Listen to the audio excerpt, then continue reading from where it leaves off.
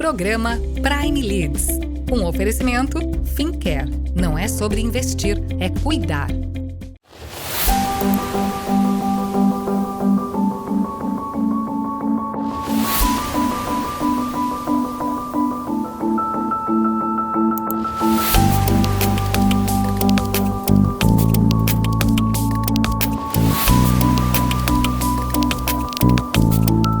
Sejam bem-vindos a mais um programa da Prime TV. Nosso convidado de hoje é o Cleonildo Scarabello. Cleonildo é mentor de líderes e negócios. Cleo, super satisfação poder receber o amigo aqui. Nosso segundo encontro. No primeiro você gentilmente atendeu uma abordagem minha no LinkedIn. Super interessado em conhecer a tua história, tua trajetória. E daquele almoço me veio essa ideia de poder estender esse privilégio para os nossos telespectadores que eu tive lá naquele nosso almoço conhecendo a tua história. Então, obrigado por ter aceito mais uma vez um convite meu e obrigado por estar aqui conosco para poder gravar a Prime TV para falar da tua história e do teu momento. Obrigado, Luciano. É um prazer estar aqui, uma honra. Te acompanho há muito tempo. É um privilégio muito grande estar com você aqui e compartilhar algumas coisas que a gente fez e está fazendo também com o telespectador. Agora, Cleo, você sempre foi executivo de grandes empresas, sempre carregando grandes patentes. Em algum momento da sua vida você decidiu virar essa chave, deixar a cadeira executiva para poder, com esses mesmos ativos que você oferecia por um CNPJ, hoje oferecer para diversos CNPJs. Mas antes da gente entrar efetivamente nessa virada de chave e para o nosso telespectador conhecer um pouquinho a tua história, o que você pode compartilhar conosco? Bom, eu vou contar rapidamente só os últimos 36 anos, né? Como você pode perceber, eu estou na estrada há algum tempo já, tem alguns sinais disso. E eu tive o privilégio de trabalhar 30 anos na Unilever, que é uma empresa global. E nesses 30 anos eu passei por várias áreas, passei por supply chain, tecnologia, vendas, entre outras. Morei fora 2 vezes, morei na Inglaterra e morei na Argentina. Participei de muitos M&As, tanto comprando quanto participando de disposal de companhias também. E tive o prazer de desenvolver muita gente lá, né? Fiz projetos em mais de 40 países, o que eu tenho muito orgulho, né? Em 2019 eu saí, na verdade é uma ideia que já vinha amadurecendo. Eu saí, eu falei, eu quero me testar em outra posição. Estava tudo bem, né? Aquele conforto para mim é uma coisa que me incomoda muito, viu, Luciana? Então eu falei, não, está na hora de eu sair e eu focar, eu me testar talvez num outro ambiente. Quero entender o que tem para fora, né? Que se tem vida inteligente fora da Unilever e tem muita.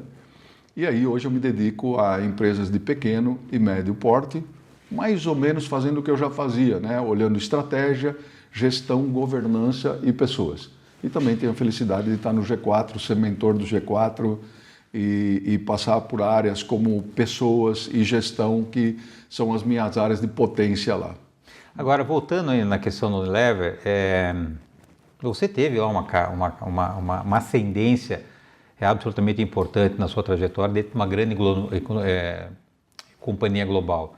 Você planejou a sua jornada dentro da Unilever, as coisas foram acontecendo, o que você pode dizer sobre essa tua extraordinária carreira dentro da Unilever, Cleo? Eu diria que o destino foi muito bacana comigo, viu, Luciano? Porque foram acontecendo algumas coisas e aí a gente teve um mix de oportunidades com circunstâncias, né? Eu trabalhava na SICA, então eu fui adquirido pela Unilever, fiquei no espólio e realmente não achava que eu ia ficar 30 anos nesse ambiente, né? E as coisas foram acontecendo, né? Eu tive uma carreira em São Paulo antes da Unilever, voltei por circunstâncias pessoais aqui para Jundiaí, e aí apareceu a Unilever, e aí começou uma outra fase na minha vida e também na minha carreira profissional. Tive que aprender inglês, participei da junção da SICA com a Unilever, vi as pessoas saindo, as pessoas que antes eram os meus companheiros de SICA saindo, porque é complicado, é um outro ambiente, é uma outra cultura, é um ambiente totalmente diferente, né? Então o poder de adaptação ele sempre é muito grande e eu devo dizer que as oportunidades elas foram aparecendo. Então voltei para São Paulo, o meu mundo se expandiu, o inglês, que era uma coisa que para mim não existia naquela época, ele passou a ser absolutamente fundamental. Então eu tive que voltar para a escola e fazer imersões de inglês para eu poder competir naquele ambiente que eu gostava, né? Isso me motivava bastante. E aí apareceu a primeira oportunidade de trabalhar regionalmente, que era uma coisa que eu nunca pensei que iria acontecer. E aí vamos trabalhar, vamos juntar a Unilever de Latin America. E isso aconteceu. Nesse meio tempo eu fui para a Argentina, passei 14 meses indo e voltando na Argentina, quer dizer, morei na Argentina efetivamente por 14 meses. Sempre tive uma ideia muito grande de entender como que o mundo na Europa funcionava. Então essa expatriação era uma coisa que eu sempre planejei na minha vida. E de repente, como eu costumo dizer, né, e aí volta na oportunidade com as circunstâncias que a gente constrói, apareceu a situação, vamos para lá? E era uma coisa que eu já tinha mais ou menos que gerenciado na cabeça da minha família, né? Principalmente pela minha origem, ser uma origem muito humilde, a gente sempre quer dar o melhor para os filhos, né? E a gente sempre pensa neles, né? Eu falei, não, eu quero dar uma educação muito boa para minha filha, e acabou acontecendo. Então fomos para lá, ficamos um período lá que foi excepcional, não só do ponto de vista profissional, mas do ponto de vista pessoal também, porque você expande seus horizontes, você conhece países, você conhece culturas diferentes, que é a minha grande pegada. Quer dizer, você estando aqui, tratando com pessoas que estão fora, nunca é a mesma coisa que você está lá e você está vivendo naquele ambiente, né? Eu comecei a perceber que eu tinha algumas outras competências nesse meio tempo, né, que não eram só competências ligadas ao negócio, que eram competências mais ligadas às pessoas. Então eu percebi que as pessoas me procuravam e para pedir conselho e tudo mais, eu falei, tem alguma coisa aí que eu preciso explorar. E aí foi que eu descobri a minha veia de mentor, né? E por fim, eu falei, não, preciso sair, agora já deu, estou muito confortável, preciso de alguma coisa, e sair, e foi uma coisa muito, muito legal. Então, eu diria, a Unilever me deu a maioria das coisas que eu tenho, principalmente cultura, transformação, adaptação, entender que o mundo é muito maior do que eu imaginava, porque o meu sonho quando eu estudei era trabalhar no CPD da Cífico, né? E os horizontes foram muito abertos, né? Então, eu devo muito, né? E por aí eu entrei numa outra área que eu queria entrar, o empreendedorismo, que me fascina muito, né? Quer dizer, nós estamos num Brasil de muitas, muitas oportunidades, é mato alto, né? E aí esse meu entusiasmo, ele tá pagando dividendos muito legais. Agora, Cleo, ainda que você tenha dito que você amadureceu essa virada de chave, a gente sabe que muita coisa muda. Principalmente quem tinha uma rotina, ou a mesma rotina, uma rotina parecida há 30 anos. Como é que foi a primeira semana quando a sua rotina não era mais uma rotina de 30 anos? Você acordou, não tem mais secretária, não tem mais cartão, não tem patente, não tem carro, o celular talvez diminui as chamadas. Como é que você tratou isso no seu interior? Então, Luciano, eu me reputo uma pessoa que tem muito planejamento para tudo. E eu planejei essa saída durante 5 anos, pelo menos. Nada deu certo. Nada funcionou. E tem coisas boas e coisas ruins. A coisa boa é que a responsabilidade não está mais nos seus ombros. A coisa ruim é que você não tem mais celular, você não tem mais todas aquelas benécias, você não viaja mais de classe executiva, você tem que ir de classe econômica. E isso ele provoca uma reavaliação dos seus valores, né? Mas eu tenho um valor muito forte na minha vida, que é me transformar e conhecer sempre. Então, eu diria que foi difícil no começo, foi difícil nos primeiros 12 a 16 meses. Por quê? Porque eu me dei conta que o modelo que eu pensava que eu ia praticar, ele não era viável. Eu tive que testar modelos novos. Esses modelos novos, muitas vezes, eles trazem frustração, porque eles não funcionam na primeira vez, até que você acha, sabe aquela coisa da embreagem, até que você acha o tempo certo. A hora que eu achei o tempo certo, aí fluiu. Mas foi uma coisa, né? Outra coisa, outro reflexo muito legal é minha saúde mudou para melhor. Então eu emagreci, eu tinha uma vida mais saudável. Eu fiz uma coisa que eu planejava fazer há muito, muito tempo, mas não tinha o tempo, ou tinha desculpa de não ter muito tempo, que era estudar. Então eu gosto muito de física, de filosofia e tal. Então eu tive tempo para me dedicar a isso e, expandir a minha cabeça de uma maneira muito, muito forte. Agora, você é um executivo de alta performance, né? Quer seja como executivo efetivamente ou como empreendedor. E você disse que nos primeiros 12 meses você, na prática, não conseguiu viabilizar aquilo que você tinha desenhado como negócio para você. Como é que você lidou com isso? Isso de alguma maneira gerou uma tensão para você, alguma preocupação, alguma ansiedade, porque você imaginava uma coisa e na verdade as coisas não aconteceram? Como é que você tratou isso, Cléo? É uma pergunta muito, muito interessante, Luciano. Por quê? Porque a tendência é você voltar para onde você tem conforto. Isso aí. E eu tenho muito orgulho de não ter voltado. Isso é uma coisa que eu tenho muito, muito orgulho. Porque é mais fácil você voltar. Porque as ofertas aparecem. Por quê? Porque esse mercado ele te conhece de uma maneira ou de outra, né? Isso gera um mix de ansiedade com medo, né? Eu falei, cara, o que vai acontecer? Ou será que eu estou indo na direção certa? Por que as coisas acabam não funcionando e tudo mais? Até que dá certo. A hora que dá certo, a recompensa é... Porque você fica grande, você fica muito maior do que você já era, por ter resistido àquela tentação de voltar ao lugar comum, sabe? Então eu falei, cara, eu fiz a virada. Então isso não tem dinheiro que pague. Muito bom, Cléo. Vou pedir a tua licença para o rápido intervalo. Na volta nós retomamos aqui a nossa conversa com Cleonildo Scarabello. Cleonildo é mentor de líderes e negócios. Nós voltamos no instante.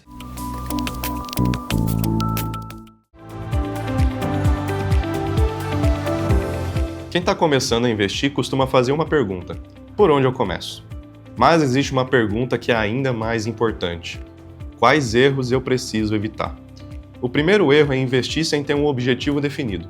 Afinal, quem não sabe onde quer chegar dificilmente vai escolher o melhor caminho.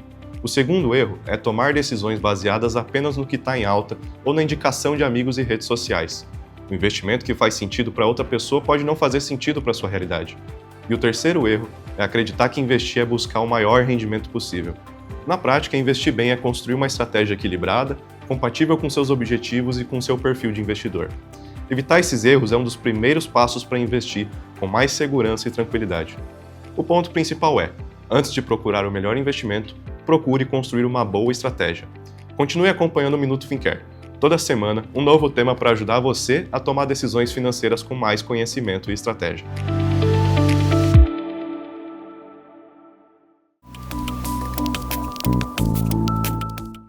Voltamos. Nosso convidado de hoje é o Cleonildo Scarabello. Cleonildo é mentor de líderes e negócios. Falamos um pouquinho então da sua história, da sua jornada, da virada de chave. Eu queria me concentrar agora, Cleo, efetivamente nos seus projetos, né? No seu posicionamento estratégico como empreendedor. Você já disse que você está trabalhando com mentoria, com consultoria, está lá na G4, mas detalhadamente o que você tem como soluções hoje para o mercado que você acabou produtizando com base nos ativos que você acumulou durante a sua carreira como executivo?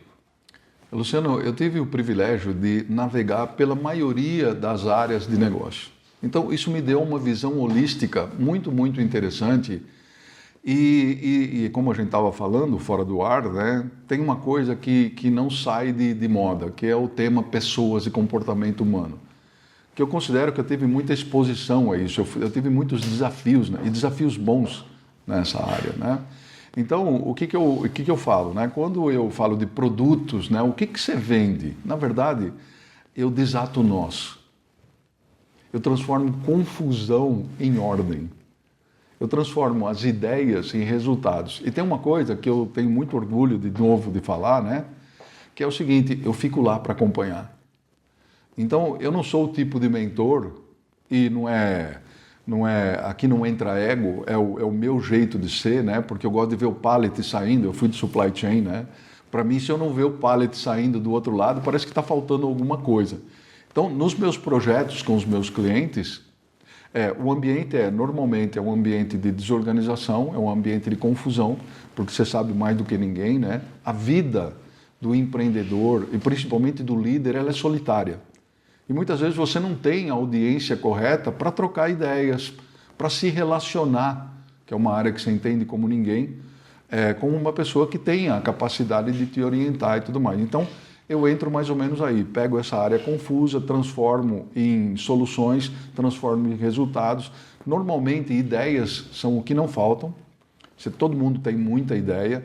O problema é quais são viáveis e quais são problemas.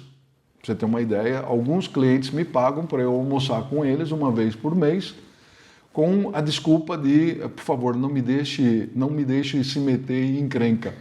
Porque a minha experiência diz que quando eu entro numa oportunidade, leva 2 anos para eu sair dessa oportunidade, depois que eu percebo que não é uma oportunidade muito material, né? Então eu faço muito isso. Eu estou junto, eu estou lá, eu oriento, e eu já passei por uma série de coisas. Então, quando você faz projetos em 40 países diferentes, que você trata com 40 culturas, né, que você tem que decifrar essas 40 culturas, ou mais, né, porque não se restringe só a isso. Para você ter uma ideia, no último ano, a gente falou com 3.000 empreendedores no G4, de uma maneira ou de outra. Então, você acaba adquirindo uma elasticidade que te permite navegar e que te permite passar a falar com o empresário com uma linguagem que se fala, cara, eu já passei por isso, calma, nós vamos sair do outro lado. E nós vamos sair do outro lado desse jeito aqui. Porque o que falta para o empresariado brasileiro não é esforço, não é dedicação, não é tempo, não é energia, não é vontade. O que a gente precisa é ter um pouquinho mais de pragmatismo e organizar todos esses ambientes. Agora, Cleo, nas nossas conversas eu percebo você sempre uma pessoa muito lúcida e muito focada, resiliente. Você acha que essas fortalezas, como por exemplo essas 3 que eu citei, foram uma das principais fortalezas que estão te apoiando, te sustentando nessa tua jornada, quer seja como executivo, quer seja como empreendedor? E se sim, de onde veio isso? Família, papai, mamãe? Onde é que você descobre isso, se é que é possível? Eu acho que, obviamente, não foram só essas, né? Mas eu me reputo como uma pessoa muito pragmática. E eu, muitas vezes, Luciano, eu tenho a arrogância de dizer que essa é uma febre que o Brasil não tem hoje. Eu acho que o Brasil ele não é pragmático do jeito que ele deveria ser. A gente discute muito as coisas ao invés de ser direto. E o tempo, para mim, é um ativo absolutamente importante. Então, por que mesmo? Nós estamos discutindo tanta... Então, esse pragmatismo ele sempre me ajudou muito, né? Eu sou italiano. Eu tenho sangue italiano, quer dizer, eu só nasci no Brasil, mas toda a minha árvore vem da Itália. E levou tempo para eu entender de onde vinha essa forma tão direta de tratar as coisas. Até que, depois da 7ª vez que eu fui para lá, eu falei, vem daí. Então, eu me entendi como pessoa, né? Eu tenho uma veia de conhecimento muito grande, eu preciso muito de conhecimento e eu preciso de transformação. Então, eu diria, nessas transições de carreira, nessas transformações, a minha vida foram projetos, e projetos são transformações que você faz em negócios, mas principalmente nas pessoas que navegam nos negócios, né? E você aprende que você tem que deixar muita coisa para trás. E eu tive a felicidade de sofrer alguns golpes na vida que me obrigaram a deixar coisas para trás muito rapidamente, porque senão você não vive, né? Então veja, né? Por isso é que eu falei no começo que eu tive o privilégio o destino me entregou certas coisas que muitas pessoas veem como um problema e depois de uma idade você vê como grandes oportunidades que a gente tem, né? Então eu passei a entender isso. Então pragmatismo sem dúvida, deixar coisas para trás sem dúvida, ter grandes mentores, eu acredito muito nisso. Quer dizer, sozinho demora muito e você gasta muito. E aí vai toda a teoria que você tem, que eu acho fantástica, de relacionamento. Por que mesmo que você vai inventar? Né? Pega o que já tem. Né? Entenda, nem tudo que já tem serve para você, mas adapta, copie. Né? O Ctrl+C e Ctrl+V ele é muito valioso, né? Não tenho orgulho de fazer isso. Então, eu acho que essas coisas somadas, ela me entrega esse ativo que eu tenho muito orgulho de ter. Quando você sai desse território, entre aspas, de segurança, e você começa a empreender e é você, essa competência precisa ser obrigatória, porque senão você vai ter bom produto, boas ideias, mas não vai conseguir colocar no mercado. Como é que isso foi na sua vida, né? Como é que foram os relacionamentos que você cultivou na sua trajetória como executivo e como é que você precisou desenvolver, se é que precisou, essa competência de focar em relacionamento voltado efetivamente para o teu business? É muito interessante isso, por quê? Porque isso me remete, à minha infância. Eu vim de uma família de classe média baixa. Meu pai era operário, meu tio era operário.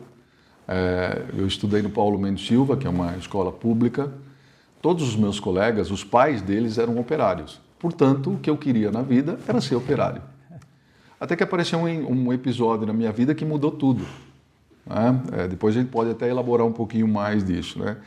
E aí eu comecei a perceber que só trabalhar, como a gente falava, né? Só trabalhar, aquele de entrega, aquele de produzir, não era suficiente. Porque a jogada era sobre comportamento humano. E eu aprendi isso na Argentina. A gente tem um projeto grande, eu tive a felicidade de ter um líder que sempre enfatizou muito isso. Não, mas o que aquela pessoa está pensando, o que aquela pessoa quer, e a importância de dedicar tempo para as pessoas, para construir relacionamentos e tudo mais. Então, indo direto na sua pergunta, né? Hoje, se eu não construir relacionamentos de confiança, eu não entrego, Luciano, definitivamente. Todo projeto, eu falo que sempre tem dois lados. Tem o lado do resultado em si e tem o lado da marca que você deixa nas pessoas. E, sinceramente, eu não sei o que é mais importante. Essa segunda aqui, ela é muitas vezes negligenciada. E isso é relacionamento puro. É a capacidade que você tem de influenciar, capacidade que você tem de facilitar essas relações, capacidade de dirimir o medo que as pessoas têm. Então, que é o tal do Trusted Advisor, né? Que todo mundo sempre fala, né? Então, se você não constrói essa confiança, e essa confiança é construída através de relacionamentos, você não entrega. É tão simples quanto isso. Agora, a gente está indo já para a reta final dessa nossa conversa, infelizmente, mas para o nosso telespectador conhecer não o Cléo executivo e empreendedor, mas o Cléo pessoa, CPF. Opa. Primeiro já vou dar um spoiler aqui, né? Gosto de jogar tênis, né? Um tenista, né? Mas como é que é a tua rotina fora negócio, Cléo?